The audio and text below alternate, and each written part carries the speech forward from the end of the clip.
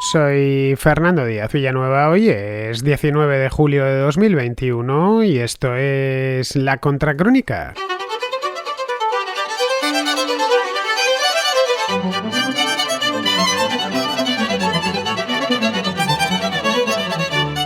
Angela Merkel y Joe Biden se reunieron en Washington el pasado jueves, mientras la canciller cenaba con el presidente de Estados Unidos. En la región de Renania-Palatinado, en el oeste del país, caía una tromba de agua antológica que ha ocasionado hasta el momento presente 180 muertos y centenares de heridos. Creo que todos hemos visto las imágenes porque la verdad es que son muy impactantes. De casi cualquier país del mundo nos imaginaríamos algo así, pero no precisamente de Alemania.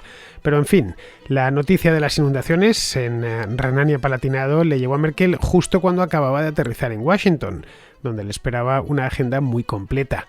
Este es el último viaje oficial de Merkel como canciller, al menos a Estados Unidos. Cuando deje de serlo, dentro de unos meses, pues podrá ir a Estados Unidos todas las veces que quiera, de visita privada, pero ya no será canciller de la República Federal de Alemania. La fecha se había elegido, además, con cuidado para esta visita. Buscaba conmemorar una fecha histórica que suele pasar desapercibida. El día 15 de julio del año 1946 llegó a Alemania el primer barco con ayuda humanitaria proveniente de los Estados Unidos. En aquel momento el país se encontraba devastado y, aunque había pasado ya un año desde el final de la Guerra Mundial, nadie sabía muy bien cómo revivir a aquel gigante herido. 3 años más tarde, ya en 1949, dio comienzo el milagro alemán, justo cuando nació la República Federal de Alemania, un periodo de crecimiento económico y de estabilidad política que permitió a Alemania recobrar el pulso y transformarse en lo que es hoy, en la locomotora económica de Europa. Ese milagro nunca se hubiese producido sin el apoyo decidido de los Estados Unidos, que incluyó, entre otras muchas cosas, a la recién nacida República Federal Alemana en el Plan Marshall y la lluvia de millones que cayó sobre Europa Occidental. De aquello han pasado ya 75 años, acaba de cumplirse la pasada semana, el día de la reunión de Merkel con Biden. 3/4 de siglo, es mucho tiempo, y también muchos altibajos los que ha atravesado la reunión entre los Estados Unidos y Alemania desde entonces. Pero la relación germano-estadounidense sigue siendo fundamental, en un mundo muy distinto al de los años 40 del siglo pasado. El entorno internacional se ha tornado en los últimos años muy hostil y bastante competitivo, con la irrupción de China como actor de primer nivel y la emergencia de nuevas potencias regionales, como por ejemplo la India o Brasil en América. Merkel se marchará dentro de unos meses, tras las elecciones del próximo 26 de septiembre, y no tenemos ni idea de quién será el sucesor, porque las encuestas van muy ajustadas, pero al que le toque se encontrará un tablero mucho más agitado que su antecesora.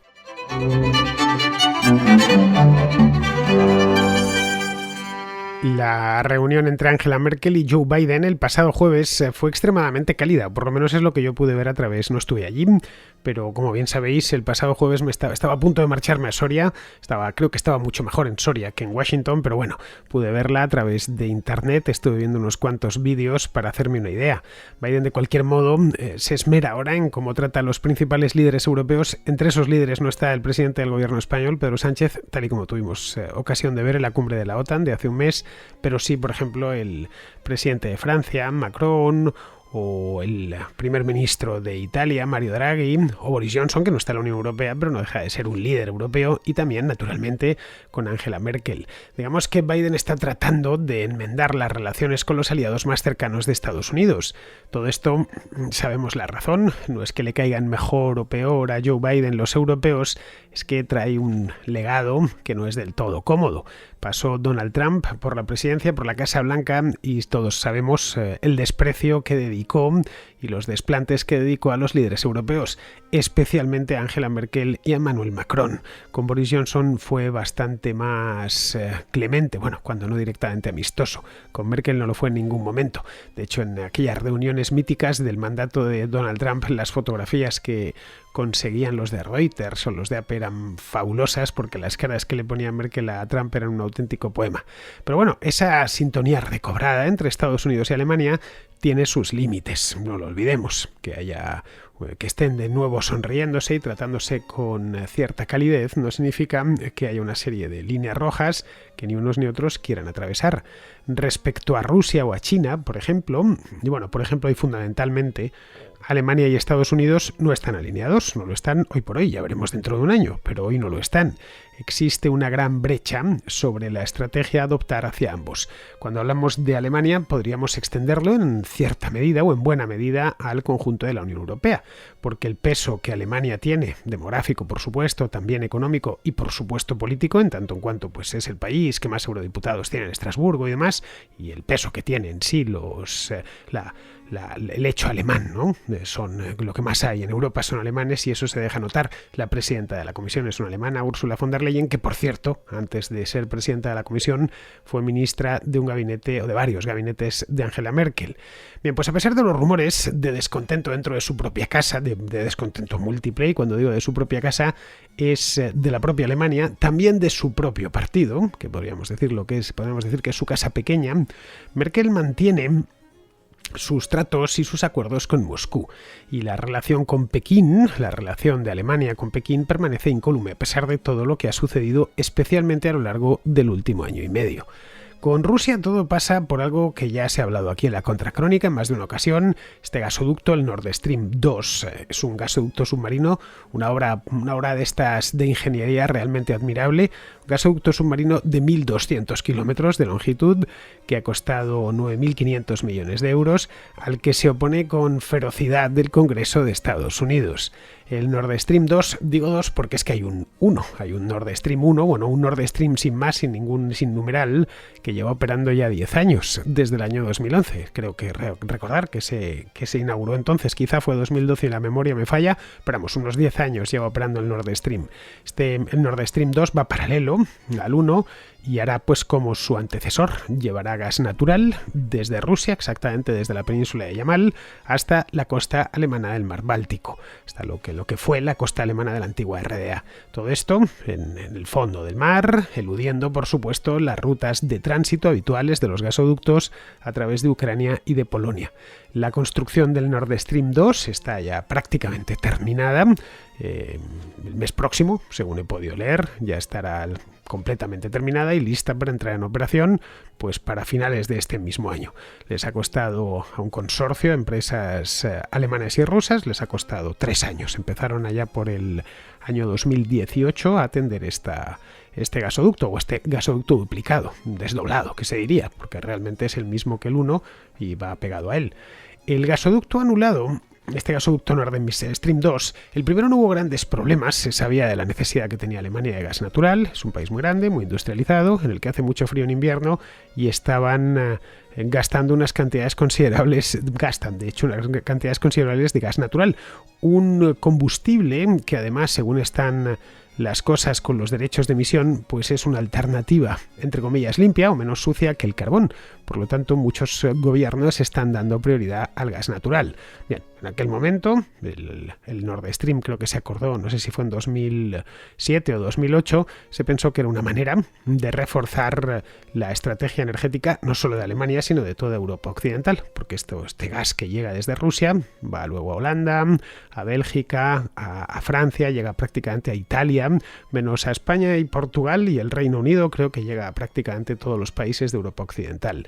Bien, pues este gasoducto, la segunda parte, el que va en paralelo, ha anulado en buena medida el crédito que Angela Merkel había ganado hace no tanto tiempo por presionar a otros estados europeos para que impusiesen sanciones contra Rusia. Esto fue en el año 2014, después de que Vladimir Putin anexionase Crimea. La anexionó mediante un referéndum, pero bueno, antes de anexionarla tuvo obviamente que invadirla y apoderarse de ella. Esto le pareció mal a los alemanes y forzaron en su momento, hace ya de estos 7 años, para que otros países, Francia, el Reino Unido, que estaba en aquel entonces en la Unión Europea, Italia, España, etcétera, se aprobasen una serie de sanciones contra Rusia que todavía están en vigor. Esto ha traído problemas serios al gobierno de Putin y le dio bastante crédito a Merkel en Estados Unidos. En el pasado mes de mayo, es decir, hace solo 2 meses, Biden intentó calmar toda esta disputa del Nord Stream 2, más los problemas que había con las sanciones a Rusia por lo de Crimea, y una de las cosas que utilizó fue para que centrar de nuevo el balón y evitar que le comparasen con Donald Trump, algo que a lo que Biden dedica muchísimas energías. Renunció a aplicar una serie de sanciones a la compañía que está construyendo este gasoducto, y más concretamente a un tipo llamado Matthias Barnick, un alemán, con ese nombre podría ser estadounidense, pero este en concreto es alemán. Este era oficial de inteligencia de la Alemania Oriental, de la Stasi reconvertido a tiempo, que actualmente es el director ejecutivo de la compañía que construye el Nord Stream 2. Pero claro, esta medida que tomó Biden en su momento, de buena voluntad, pide algo a cambio, ya que es probable que el Congreso exija nuevas sanciones a lo largo de los próximos meses. Durante la rueda de prensa conjunta que dieron Biden y Merkel después de su reunión en Washington, los dos, la canciller y el presidente, no anunciaron, porque Merkel no es presidenta, es canciller, es una primer ministro, con ese nombre de canciller, de Kanzlerin exactamente en alemán. Pues estos dos no anunciaron ningún tipo de compromiso, eludieron a propósito hablar sobre el gasoducto, que saben que es el origen de todos los problemas. Merkel vino a decir que Europa tenía una serie de instrumentos a disposición de los propios europeos, no detalló por supuesto cuáles instrumentos, para reaccionar en el caso de que los rusos detuviesen el suministro de gas a través de Ucrania. Que Ucrania obviamente, y también lo hemos hablado aquí en la Contracrónica, teme que si empieza a circular el gas por el mar Báltico, pues pierde las tarifas de tránsito, los peajes, Pero no se comprometió con ningún instrumento en particular, entre otras cosas porque tampoco los mencionó por su nombre. Tampoco habló de ninguna iniciativa alemana para reforzar al gobierno de Ucrania, como que se apoyar a Ucrania para que desarrolle nuevas fuentes de ingresos, alternativas al tránsito de gas o nueva infraestructura energética, en fin. Luego ya por su parte Biden dijo que Merkel y él habían pedido algo así como, todo un bla bla bla, puro politiqués, habían pedido a sus equipos que analicen las medidas que podían tomar juntos, fue una cosa de estas. No valía tanto lo que dijo como con lo que terminó. Lo remató todo con un ya veremos, lo dejó ahí. Es decir, que no tiene ni idea qué hacer y lo ha dejado todo en suspenso. Al igual que todos sus predecesores, Merkel ha intentado equilibrar de una manera, en unos momentos mejor y en otros peor, la lealtad a los aliados tradicionales de Alemania, como Estados Unidos o el Reino Unido, con unas relaciones económicas muy amistosas con los adversarios del bloque occidental. En eso mismo era lo que consistía la Ostpolitik, la política oriental, que lanzó Willy Brandt a principios de los años 70. La idea que tenía Brandt era transmitir que Alemania ya se había consolidado como Estado después de 30 años, que era, o menos de 30 años, 20 y tantos años, que era parte de Occidente, pero claro, también era fronteriza con el Este y tenía que llevarse bien con ellos. La idea que movía a Willy Brandt, que había sido alcalde de Berlín y tenía el problema muy presente a título personal, era la de una frase que hizo fortuna en aquellos años, que en alemán era Wandel durch Handel, que significa cambio a través del comercio, más o menos. Es decir, provocar cambios en el adversario, cambios políticos se entiende y también económicos, a través del comercio. La verdad es que si lo miramos ahora, y podemos mirarlo con mucha retrospectiva, porque de aquello han pasado casi medio siglo, comercio hubo poco, porque el Este poco podía comprar, no andaban muy abundosos de divisas, y cambió menos aún. En fin, ahí está la historia. La RDA fue una dictadura atroz hasta su último minuto. El último de sus mandatarios, Erich Honecker, terminó ante la justicia. Primero huido en Chile y luego ante la justicia. La Ostpolitik tenía, eso sí, un objetivo estratégico claro que superaba con mucho su valor comercial. El objetivo estratégico de Brandt era, a largo plazo, por supuesto, en aquel entonces, estamos hablando de los años 70, la reunificación de Alemania. Nos puede parecer algo mentira, porque Alemania lleva 30 años reunificada, pero en aquel entonces era un asunto principal. Ahora, con una Alemania completamente reunificada, ya ni nos acordamos de ello, pero hubo un día en que no lo estuvo, está desde el año 1990 reunificada, no parecen tener mucho sentido los herederos o las ideas herederas de la Ostpolitik, mantenerla, Esa es una de las razones por las que otros líderes de la Unión Europea, hace no mucho, el mes pasado, frustraron la propuesta de Merkel para una cumbre de la Unión Europea, una cumbre por todo lo alto con Vladimir Putin. No hay cumbres de este tipo desde hace ya 7 años, es decir, desde que Rusia se anexionó Crimea.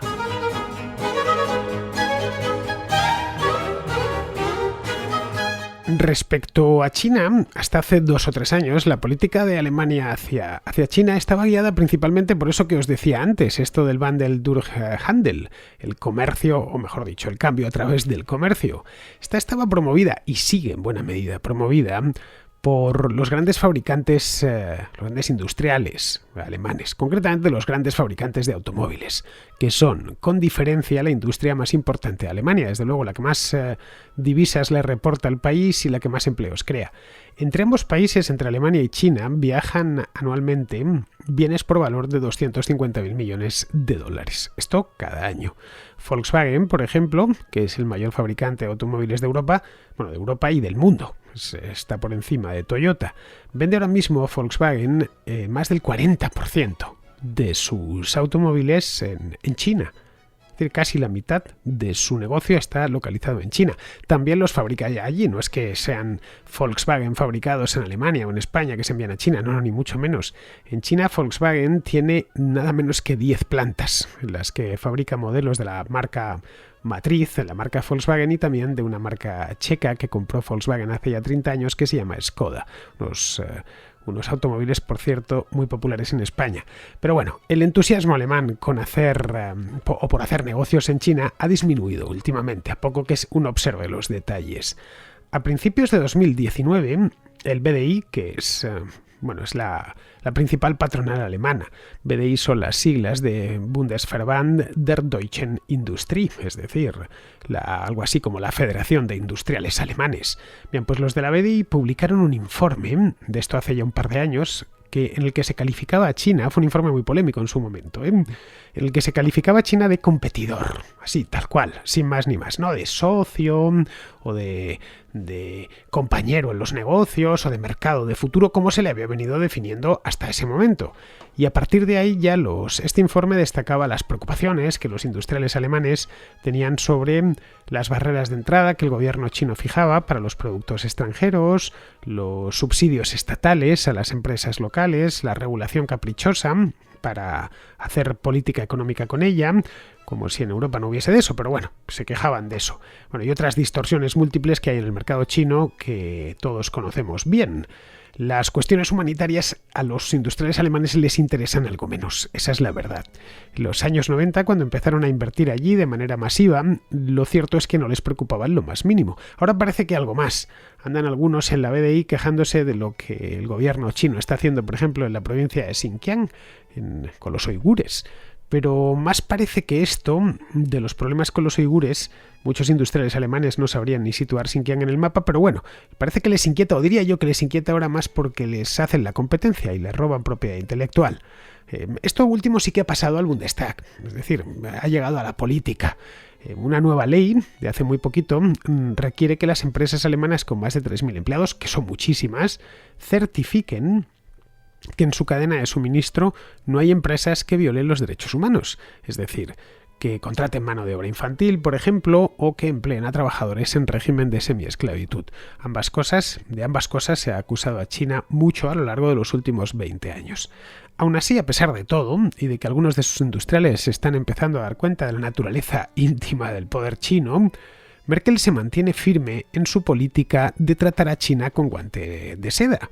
Se mostró, por ejemplo, de esto hace también 2 años, no algo más, 2 años y medio, se mostró muy reacia a impedir a Huawei que concurriese a la licitación de contratos para construir las redes de telecomunicaciones de 5G, de estas de telefonía de quinta generación dentro de Alemania. Esto es lo que pedía Estados Unidos. Hubo países, como el caso del Reino Unido, que se pusieron en primer tiempo de saludo y obedecieron. Otros, como Alemania, dijeron que no, que Huawei podía concurrir sin ningún problema.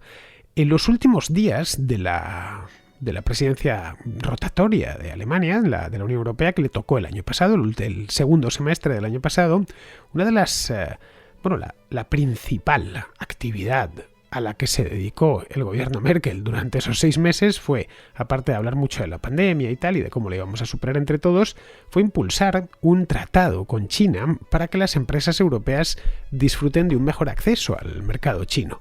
Esto, por supuesto, no pasó desapercibido en Washington, en un momento además en el que estaban las cosas muy malas por allá, por Estados Unidos. Recordad, campaña electoral, la victoria de Biden bastante discutida, problemas generales en las calles, con las manifestaciones. Vamos, ya sabéis, el semestre para olvidar en la historia de Estados Unidos, que fue el segundo de 2020. Bien, esto les llega que los europeos están tratando de buscar un acuerdo preferencial con China. Y a la administración entrante, a la de Biden, le sentó a cuerno quemado. Por de pronto este acuerdo ha sido bloqueado no tanto por el Parlamento alemán, sino por el Parlamento europeo. Luego, más recientemente, esto fue el mes pasado, fue en junio, Merkel forzó que la declaración final de la reunión del G7, que tuvo lugar hace apenas un mes, se suavizase para evitar molestar a China. Esto es una de las cosas que se consiguieron filtrar. Iba a ser peor, pero Merkel se interpuso para que Xi Jinping no se quejase. En fin, que Merkel sabe perfectamente de qué comen los alemanes, a quién exportan y dónde están sus mercados, y evidentemente no quiere buscarse problemas, y menos todavía en un año electoral como este. Porque este es un año importante para Alemania, y no precisamente por las inundaciones de Renania-Palatinado, que siendo graves, gravísimas, de hecho, por la cantidad de muertos que ha habido, y no sabemos todavía hasta dónde ascenderá la cifra, podrían incluso estas inundaciones influir en el resultado electoral. Ya influyeron las del Elba en el año 2002, las recuerdo perfectamente. El hecho es que a Merkel le queda poco tiempo en la Cancillería. Esa es la verdad, y ya no va a volver, entre otras cosas porque una vez se retire, tiene ya cierta edad, el merkelismo o el merkelato termina. El 26 de septiembre, como os decía antes, hay elecciones federales en Alemania, a las que Merkel no es que se vaya a presentar y tenga por seguro que va a perder, es que directamente no se presenta. De hecho, lleva 2 años buscando candidato. Más de 2 años, desde 2017, desde que consiguió ser investida por última vez, está ya buscando candidata. Primero, recordemos a Karen Bauer, que la cosa no le salió bien, y ahora tiene un candidato. Lo hará, en principio, un tipo, si no hay novedades, que espero que las haya en 2 meses, un tipo bastante descafeinado, del que ya he hablado aquí en más de una ocasión, llamado Armin Laschet. Este es el ministro presidente de el mayor estado, bueno, no es el mayor, pero sí es el más poblado de Alemania. Por estado me refiero al Land, es decir, al estado federado, que se llama Renania del Norte-Westfalia. Y es un tipo no especialmente popular, al menos dentro de parte del partido. No le costó sacar adelante su candidatura. Bien, el hecho es que ya está. En principio será el próximo candidato, y aquí habría que hacerse una pregunta. La pregunta es si trazará a Laschet un rumbo diferente al que ha tenido Merkel a lo largo de los últimos años con Rusia y con China. La verdad es que no tenemos ni idea. Empezando por el hecho de que aún no es seguro que sea él quien gane las elecciones, porque algunos están dándole ya seguro que el sucesor de Merkel será Laschet. Lo será en el partido, eso sin duda, pero no sabemos si al frente de la Cancillería. Si Laschet pierde, nos habremos olvidado de él dentro de 3 meses. Con las encuestas en la mano, hoy en día, la CDU, que es el partido de la Unión Cristiano-Demócrata, ganaría, el partido de Merkel. Pero con menos del 30% de los votos. Merkel ya ganó por la mínima en 2017, ganó con el 33%, y le costó varios meses formar gobierno, recordémoslo.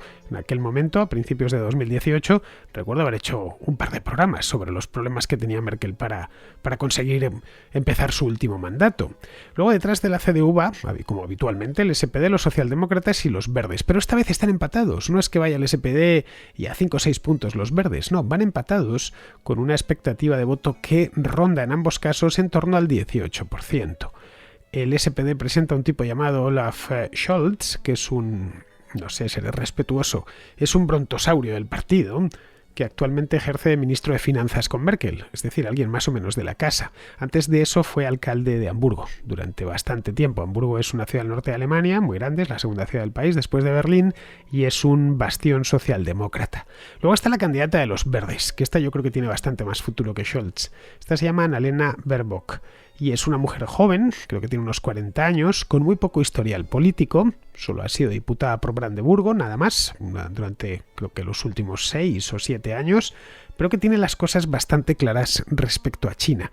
A diferencia de Laschet o de Scholz, Baerbock quiere plantar cara a los rusos, lo ha dicho además, y a los chinos, a quienes acusan de autócratas, de ignorar el cambio climático y de llevar a cabo políticas un tanto violentas y bastante perjudiciales para el medio ambiente. No olvidemos que esta mujer es la candidata de los Verdes.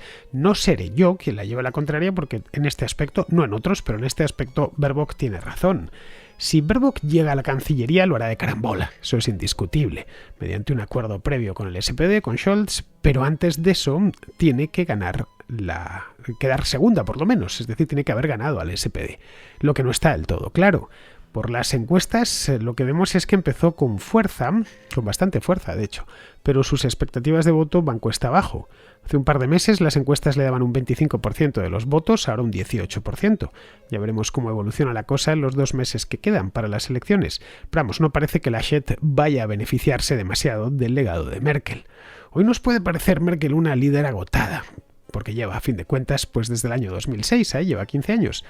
Pero hace no tanto, hace 10 años, en 2011, Barack Obama le entregó la Medalla Presidencial de la Libertad por su defensa del mundo libre y por extensión de Occidente como idea liberal, heredera de la última guerra mundial.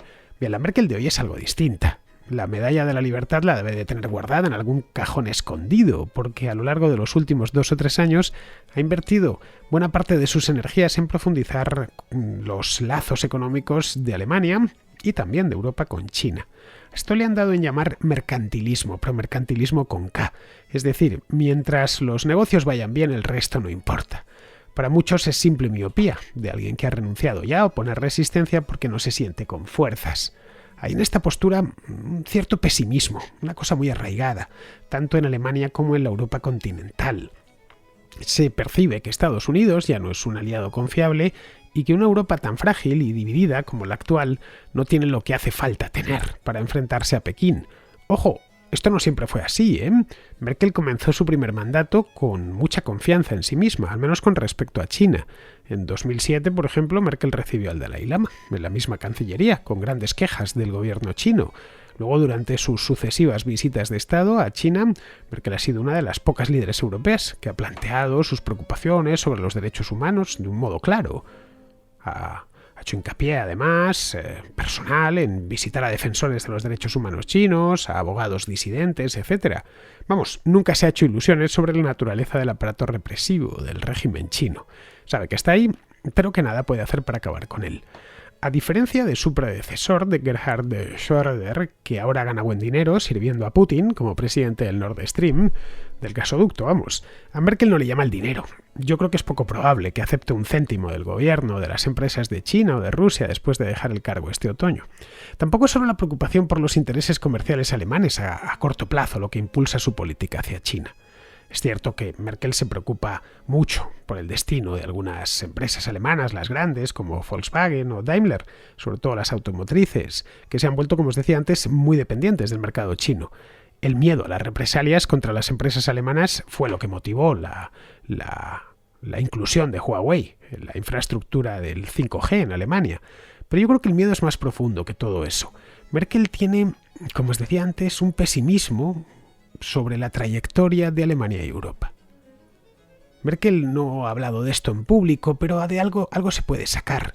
No sé, teme que la sociedad abierta, típicamente occidental, podría no sobrevivir a este lance, que la democracia y la economía de mercado podrían resultar demasiado débiles frente a regímenes como el chino. Ese pesimismo además se ve agravado por la trayectoria de Estados Unidos.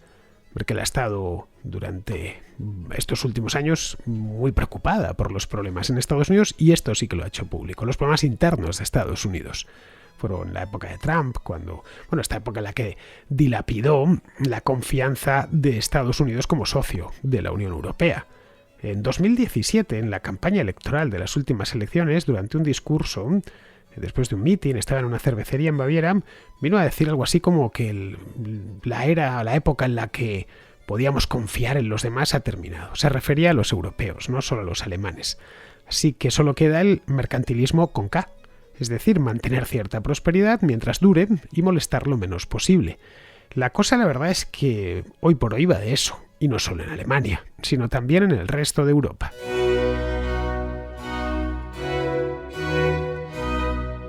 Vamos con la contrarréplica. Empezamos con Daniel de Murcia, que nos comenta unas novedades en torno a la cartelería de entrada en los municipios.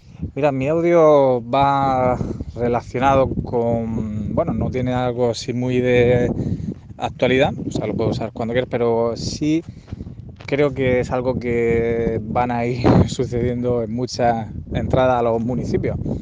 Depende de quién lo gobierne. Yo, por ejemplo, vivo aquí en un municipio de Murcia, de la comunidad de Murcia, en Molina de Segura, y desde hace algunos meses están colocando en algunos sitios, a la entrada de los municipios por la carretera, un cartel que indica que en este municipio o en Molina Segura no se tolera la violencia machista, sobre un fondo morado, y bueno, pues es bastante visible.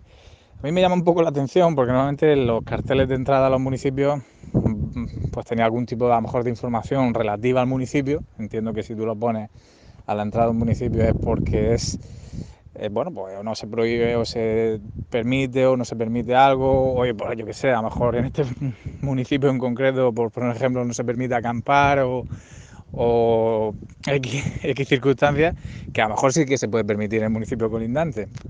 Pero este cartel me resulta llamativo porque cada vez que entro al municipio no puedes no verlo porque el cartel resalta, y me llama un poco la atención porque ya lo estoy viendo que otros municipios, generalmente gobernados por fuerzas de izquierda, pues van incorporando también este cartel, que es muy vistoso, que está muy bien, pero a mí me choca porque me pregunto, por un poco así de forma estúpida, o me pregunto si antes sí que se permitía la violencia machista o que sí se toleraba la violencia machista. Porque entiendo que en el momento que tú plantas un cartel y dices que ya no tolera, en este municipio no se tolera la violencia machista, es que antes sí que se toleraba o se toleraba un poquito más. ¿Hacía falta ponerlo en un cartel para indicar que en este municipio no se tolera la violencia? Digo, por supuesto estoy de acuerdo con el mensaje, evidentemente, pero es que antes sí. ¿Había alguna diferencia por la cual ahora ha habido que colocar un cartel? Pues sí, Daniel, lo he visto ya en algún municipio, y no solo a la entrada, también junto al ayuntamiento y otros edificios oficiales. Suelen poner unos carteles en metal, es decir, estables y para quedarse, en los que ponen cosas como municipio libre de violencias machistas, cambiado el municipio por el nombre del pueblo o de la ciudad, y cosas por el estilo. Bien, esto son las perogrulladas habituales con las que nos obsequian los políticos de todo signo, especialmente los de extrema izquierda, en cuanto asumen el poder. Toman algo como pues lo de la violencia machista, antes violencia de género, antes de eso violencia doméstica, y lo repiten una y otra vez. Me recuerda cuando estaba en la universidad. Las asociaciones de izquierda solían lanzar continuamente una y otra vez campañas y manifiestos pues en contra de los temas de la época, los años 90, claro, en contra de la guerra en Yugoslavia, a favor del pueblo saharaui, en contra del racismo, bueno, propugnando la tolerancia así de manera general. Claro, eran obviedades. Cualquier persona está en contra de la guerra o estaba en contra de la guerra en Bosnia o estaba en contra del racismo. De hecho, no hay posibilidad de lanzar una campaña contraria, es decir, a favor de la guerra en Yugoslavia o a favor del racismo. Nadie es tan anormal y tan malvado para estar a favor de la guerra o del racismo. Bien, pues ese tipo de progrulladas, para esas tonterías son expertos. Es muy de asamblea universitaria en la que se ponían a condenar cosas y se quedaban solos. Pero una vez en el claustro de la Autónoma de Madrid, recuerdo que nos pasamos como hora y pico pasando condenas que proponían las asociaciones de izquierdas. Curiosamente, ninguna de ellas, y se condenó de todo, fue contra el terrorismo etarra, que en aquel entonces estaba a tope. A esta gente hay que interpretarla por la vía negativa, es decir, fijarse más en lo que callan y no tanto en lo que dicen, que lo que dicen la mayor parte de las veces son pura perogrullada. Bien, vamos ahora con Rodolfo de Uruguay, que nos cuenta cómo está la vacunación allí en su país. Quiero empezar diciéndote que la vacunación comenzó el 1 de marzo con Coronavac, es decir, con la Sinovac, la vacuna china. Y al día de hoy, según lo que dice el gobierno, hoy es 17 de julio, se han administrado algo así como 3.150.000 dosis de esa vacuna, 1.300.000 de Pfizer y unas 76.000 de AstraZeneca. Esto da al final un total de 58% de población con la pauta completa de la vacuna y un 70% con la primera dosis. Los casos fueron aumentando. Hacia el mes de mayo tuvimos un pico de 4.600 casos y 80 muertos por día. Creo que fue ese el momento más sombrío y más negro de todo esto. y luego la cosa empezó a ceder, sobre todo en el último mes. Ahora estamos en unos 300 contagios y 8 fallecidos diarios aproximadamente. En la población del Uruguay anda en los 3.470.000 habitantes. A pesar de lo que vos y Andrea decían con mucho fundamento de que la vacuna china no está contrastada por pares y demás, parece ser que algo de efectividad tiene. Y si le sumamos las de Pfizer y AstraZeneca que se administraron también, bueno, el efecto combinado demuestra evidentemente que la vacuna no solo que sirve, sino que esto de alguna forma al fin está cediendo, ¿no? Porque ya se volvía interminable e insoportable esta pesadilla. En lo que se refiere a mi persona, a mi experiencia personal, yo recibí la vacuna de los primeros. El 2 de marzo me vacuné por primera vez, ya que iba en la primera tanda, ¿no? Que el Estado decidió que militares, policías y docentes fueran los primeros en vacunarse. Yo estoy dentro de ese último grupo. En la primera dosis, a las 2 horas o 3 horas de volver a mi casa, comencé a experimentar algunos síntomas de la enfermedad, como por ejemplo que se me cerró el pecho, empecé a tener una tos seca que nunca había tenido en mi vida y me dije, bueno, ahora me toca a mí. Es decir, al fin sé lo que es esto, realmente. Bueno, esos síntomas permanecieron durante unas 36 horas más o menos y luego tan pronto como habían venido se fueron. La segunda dosis la tuve el 30 de marzo y lo que me provocó fue una especie de mareo que me duró aproximadamente una hora y que con una siesta desapareció. De todas maneras, yo he mantenido siempre las precauciones pertinentes y el aislamiento, quizás hasta feroz, del resto del mundo, y no me he contagiado ni he estado cerca de ninguna persona que supiera que estaba contagiada de la enfermedad.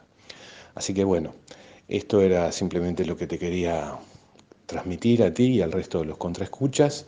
Y bueno, espero que sea ilustrativo de la situación de mi país y que bueno, que en definitiva esto termine pasando de una buena vez, porque ya hemos pasado del miedo al hastío y bueno, esto ya no se soporta mucho tiempo más. Te mando un abrazo a vos, a Andrea, a Alberto y a todos los contraescuchas. Lo de Uruguay ha sido prodigioso, Rodolfo. En mayo parecía que el invierno iba a ser horroroso y no. Han conseguido darle la vuelta por completo a la situación en apenas 2 meses. Bueno, han pasado en Uruguay de casi 40.000 casos activos a finales de mayo a unos 4.000 actualmente. Vamos, es indiscutible que ese milagro se debe a la vacunación, que ha ido a toda prisa. Hoy Uruguay tiene más gente vacunada que el Reino Unido y Canadá. El 70% con una dosis y el 59% con las dos. Vamos, toda una proeza uruguaya. Ya sabéis que el paisito, aquí y allí, ese paisito tan delicioso como es Uruguay, tiene la afición de hacer siempre las cosas bien. Bien, vamos ahora con Antonio, a quien le han llamado para vacunarse, pero tiene algunas dudas razonables. Lo primero de todo, darte la enhorabuena por el programa. Lo escucho todos los días y me encanta. Mi reflexión, mis dudas van relacionadas con el COVID. Así que a ver si tú, Andrea, me podéis ayudar a mí o a otros contraescuchas que se hagan las mismas preguntas. Yo todavía no estoy vacunado, aunque me han llamado para vacunarme, porque tengo ciertas dudas. Estoy todavía muy dudoso. No sé si ponerme o no ponerme la vacuna. Y te voy a decir por qué. Si no entiendo mal, por favor corrígeme si me equivoco. La mayoría de la gente que ha fallecido por COVID han sido personas mayores de 70 años, en torno al 85%. Y sabiendo que la mayoría de los jóvenes que se contagian por COVID son personas, han sido asintomáticos o tienen síntomas leves, que yo técnicamente no lo sé, pero para mí una persona asintomática es una persona sana. Entonces, mi duda es, ¿para qué ponerme una vacuna que todavía no se conocen los efectos que pueda tener a medio o largo plazo? Porque está claro que la han aprobado a prisa y corriendo, en menos de un año. y una vacuna suele tardar bastante más tiempo, tarda años en que pase todas sus fases y, y que la acepten y todo eso, ¿no? Entonces, la duda que tengo es, ¿no será el riesgo de ponerme la vacuna mayor al hecho de contagiarme de COVID? Además, todos los años la gente fallece por gripe y todo el mundo no se pone la vacuna. Y se la suele poner la gente mayor, que es a quien más le afecta. Y además, hablando de la gripe, este año y el año pasado hubo súper pocos fallecimientos de gripe, a lo que me da a entender que se lo han endosado todo al COVID. Entonces, son las dudas que tengo yo. Es eso, de ponerme una vacuna que no se conocen los efectos a medio o largo plazo y sabiendo que el riesgo que tengo yo de fallecer por COVID o tener efectos graves son muy bajos. Pues nada, pues eso, ahí lo dejo y ya está. Que muchas gracias por todo y a seguir así. Un saludo. Pues mira, Antonio, he remitido tu audio a Andrea y esto es lo que te puede contar ella. Estimado Antonio, muchas gracias por tu pregunta. Si parece que de COVID-19 solo fallecen los mayores de 75, ¿por qué debería un joven vacunarse? Antes de abordar directamente la pregunta, permíteme comentar un par de malentendidos. Por más que algunas fuentes insistan en esto, fuentes por decir algo no lo hace más cierto. Las vacunas de COVID-19 que se están administrando de manera general y que cuentan con el sello de la FDA y la EMA no son vacunas experimentales. Genuinamente no lo son.